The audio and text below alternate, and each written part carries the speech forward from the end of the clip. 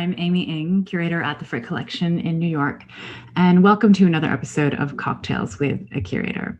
I have the pleasure of speaking to you about this painting, Sir Thomas Lawrence's portrait of Julia, Lady Peel. And because of her fabulous jewelry, her stacked bracelets and stacked rings worn there on her left arm and hand, today's cocktail is called a Bijou, French for jewel or jewelry. And this was a cocktail invented in the 19th century by the so-called father of modern bartending, Harry Johnson. And it's called the Bijou because of the three main ingredients, gin, chartreuse, and vermouth, seeming to represent the three colors of precious stones that are so prominent in jewelry. So gin as diamonds, chartreuse as emerald, and vermouth as ruby. The recipe for this and the suggested mocktail, like all of our cocktails videos, is found in the description beneath this video, as well as on the Frick's website, frick.org. Cheers. The artist Sir Thomas Lawrence was one of the, if not the most prominent and important portrait painters in Britain in the late 18th and early 19th century. In a number of ways, he succeeded Sir Joshua Reynolds, that towering figure in the 18th century. And quite literally, he succeeded him in a number of roles. For example, like Reynolds, Lawrence served as the painter in ordinary to King George III. Like Reynolds, who died in 1792, later on in 1820, Lawrence served as the president of the Royal Academy, so the most important, let's say, body of artists in Britain at the time. And to some degree, Lawrence's reputation may have even gone beyond that of Reynolds, at least by going beyond the borders of Britain. Lawrence's greatest patron was the Prince Regent, later to be George IV, here pictured on his coronation day in a painting by Lawrence, 1821, painting in the Royal Collections. And in this painting of George IV, the king has actually designed his own fabulous and extravagant robes for the portrait. George IV, his most prominent patron, commissioned Lawrence to produce a series of portraits of the heads of state around Europe who worked with Britain against Napoleon. So Lawrence was sent to a number of cities internationally in order to make these portraits, and thereby, in fact, gained a reputation internationally as well. I'm showing you, and I chose a drawing self-portrait because I wanted to also pay a small homage to his other practice in art. Not only was he a great and successful artist, he was also a significant collector of old master drawings. And his great sheets by Raphael and Michelangelo have made their way to the Ashmolean Museum in Oxford University, which is also where this portrait drawing can be found today. And in fact, a number of sheets that were in the collection of Thomas Lawrence made their way to many collections around North America and in Europe, including the Frick. And I'm just showing you one sheet that came into the Frick's collection in the 1930s by Peter Paul Rubens, studies of what appears to be Venus. Exactly which project this is for is unclear, but it's nice to have at the Frick some connection also to Thomas Lawrence's collecting practice. Though he painted the most important people, let's say, in Europe in these spectacular, very expensive portraits, there was one portrait that he made late in his career, 3 years before he died, which during his life and when he showed it at the Royal Academy in 1827, was suggested to be by some not just his greatest portrait and his greatest work of art, but also suggested to be one of the great works of modern art at the time. And that was his portrait of Julia, Lady Peel, at the Frick. So what is the story of this painting? Well, it begins with the artist Lawrence's friendship with Lady Peel's husband, Sir Robert Peel. I'm showing you a black and white photograph of Lawrence's portrait of Peel, which remains in a private collection. I do not have a color image of this. I'll just switch to a color image of a later portrait of Peel by John Linnell, just so you have a color image to look at.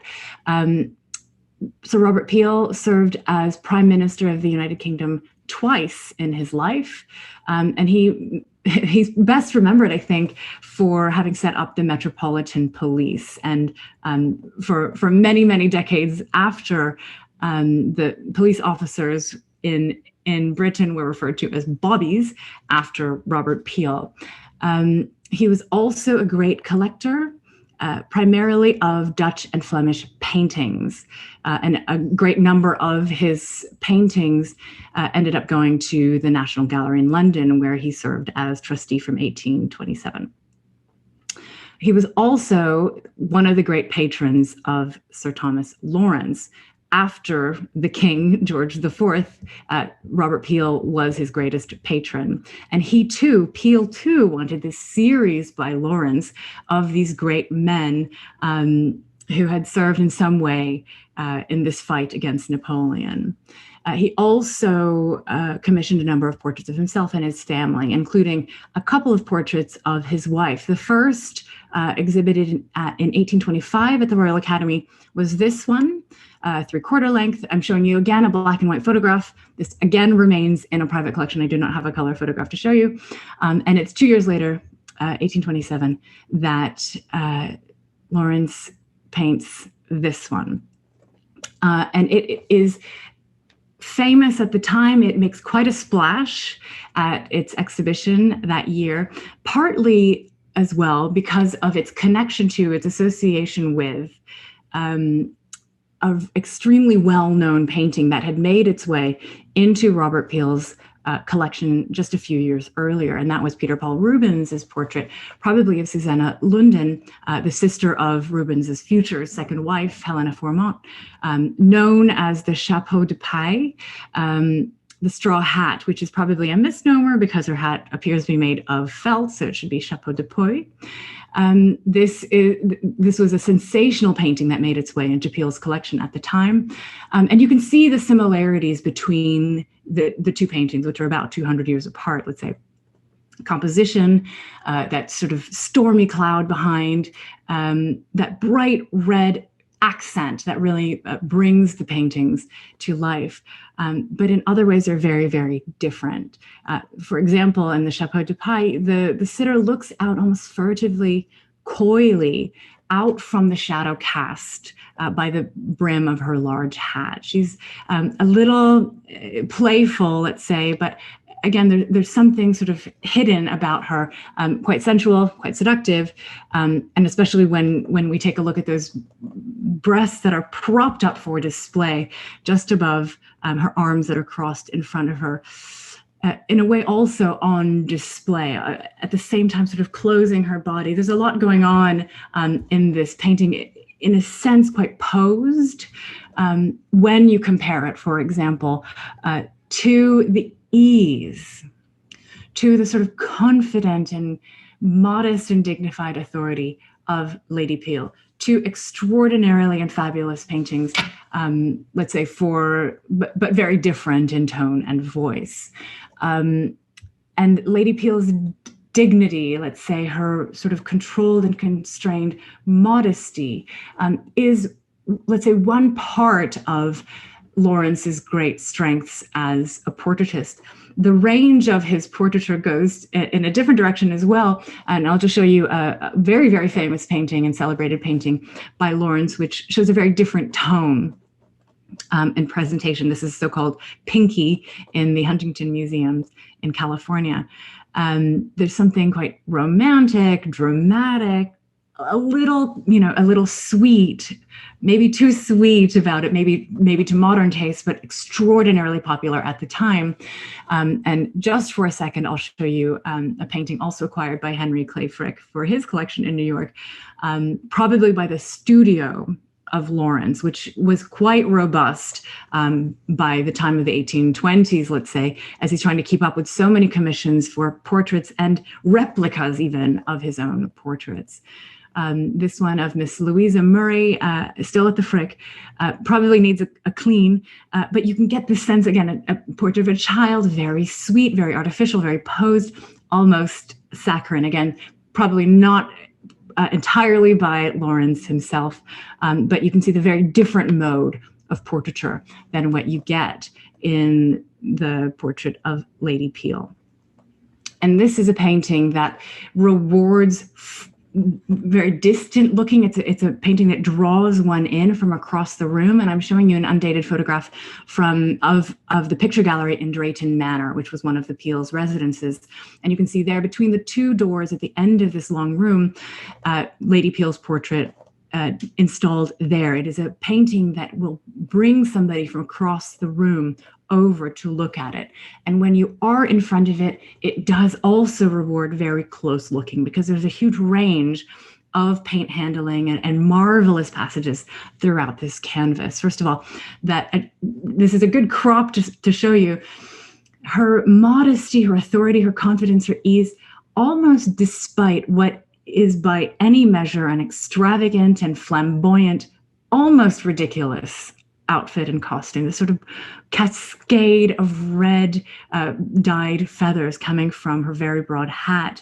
In addition to all the rest of it, this probably costume fashion, that is fancy dress, not precisely what women would wear out on the street in contemporary fashion at the time.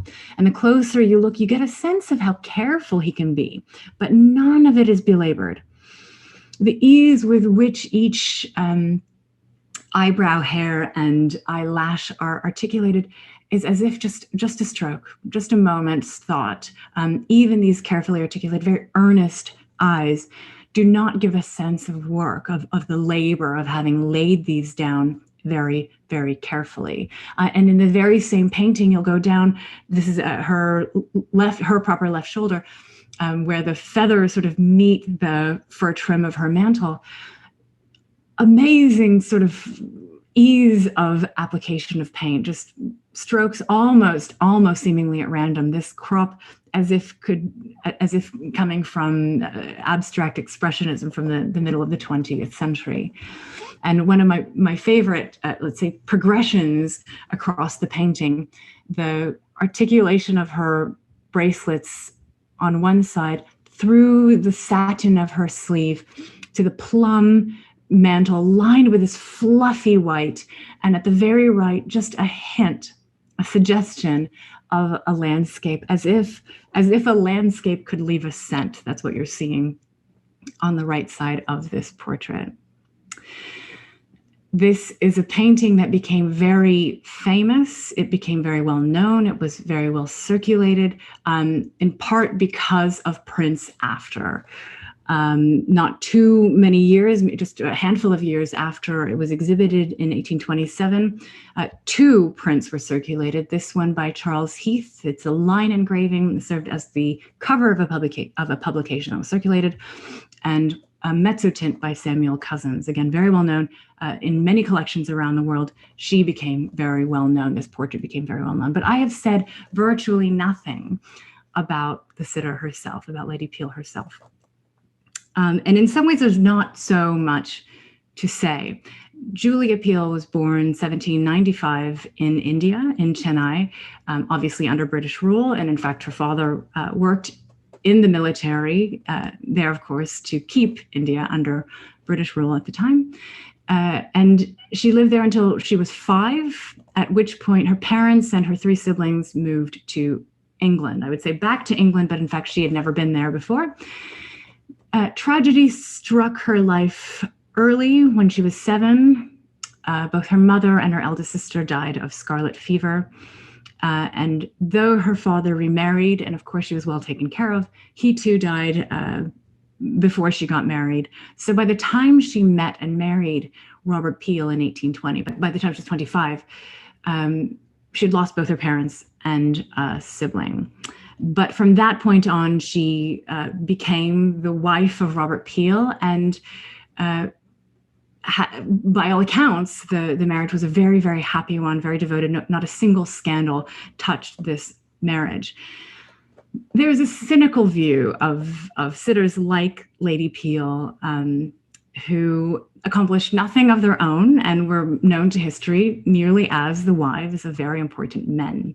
And while that is true, I want to look at that just a little bit differently and to honor the women like Lady Peel. And it's not always women, but it most often is women who support their spouses and their families within the home, either by choice or by circumstance. And she really did make it possible for him to serve his country in this way. And this is true from the evidence of the letters, the correspondence that we have between them and with other people.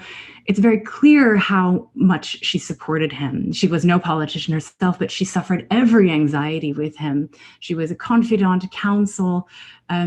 She was recognized for this role in supporting him through successes and also through his failures. And there were failures. You know, he's remembered as a great politician, but his very first term as prime minister lasted only 4 months. His government collapsed. And you can just imagine the ups and downs and the important role that she played for him then. When he died in 1850, leaving her with their children, and she would die about 9 years later. When he died, she was absolutely devastated. She was recognized, though. She was recognized by a number of heads of state for who she was, her role as part of this pair. Queen Victoria paid her a visit. The Queen of France, Maria Amalia, sent notes of condolences. Nicholas I of Russia also did. So she was, in a sense, recognized for her place and her loss. She was offered a peerage after her husband died. And this would have elevated her title and changed her name. And she refused it. She wanted to keep the name that her husband had given her, and saying that she always wanted to be remembered only as the wife of her husband. And that she is. And that she is. With that, I hope you have enjoyed this short discussion on a jewel of the Frick's collection. I hope you're enjoying your Bijou cocktail. Thank you so much for tuning in. We'll see you again next time.